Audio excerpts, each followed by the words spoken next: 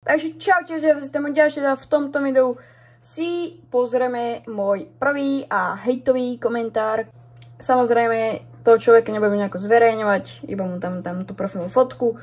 Proste chalan mi napísal, že som noob. Nechcem byť na to nejako zlý, ale jak niekto nevie, čo znamená hejt pre nejakého youtubera. Takže hejt pre youtubera, alebo celkovo influencera znamená proste skok. Ale brutálny skok, chlapci. To je proste neuveriteľný skok pre niekoho, ako som napríklad ja, začínajúci youtuber. Samozrejme sa vám chcem strašne poďakovať, čo ste spravili za týždeň.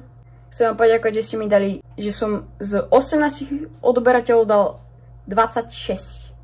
To je proste neuveriteľné. A týmto vám chcem strašne poďakovať, že ma takto podporujete. Čemu ti to je napísať mi tam, že noob? To je proste k čemu?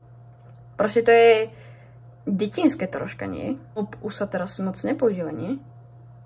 Či? Že sa mýlim? Fun fact, ľudia, že v živote som nenapísal do komentára nič.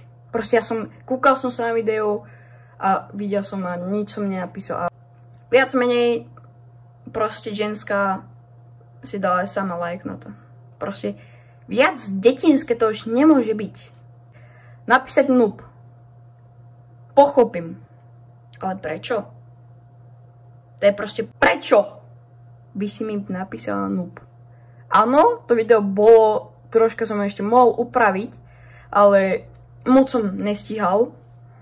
Ale teraz, jak som povedal v minulom videu, brutálne proste videjko. A ja to video chcem vydať, budem mať 100 odoberateľov. Neviem, podľa toho, čo si mi napísal a podľa toho, že si dal na to sám like, mi príde, že máš maximálne 10 rokov. Ja som od teba starší, takže by som bol rád, keby si aspoň troška rešpektu ku mne. Troška rešpektu k ľuďom, samozrejme. A hlavne k začínajúcim, hej. Sice áno, každý hejt je pre influencera skok dopredu, ale že brutálny skok dopredu. Takže tak no ľudia, proste rešpektujte starších ľudí, pre jednoducho aj začínajúcich youtuberov. Proste ja môžem do konca tohto roka môžem vydať napríklad jedno video a proste vybuchne mi to a budem slavný. Easy. Tak funguje proste YouTube. A chcel by som vám ešte niečo povedať k môjmu kanálu, že áno, tie zliadnutia sú niektoré, že posmech, ale reálne,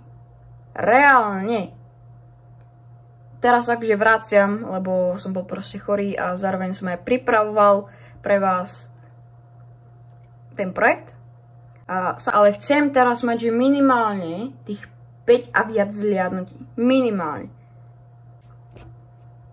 Takže, jak sa vám toto video páčilo, nezabudnite dodať like, odberať toto video kamarátom a my sa uvidíme u ďalšieho videa. Čaute!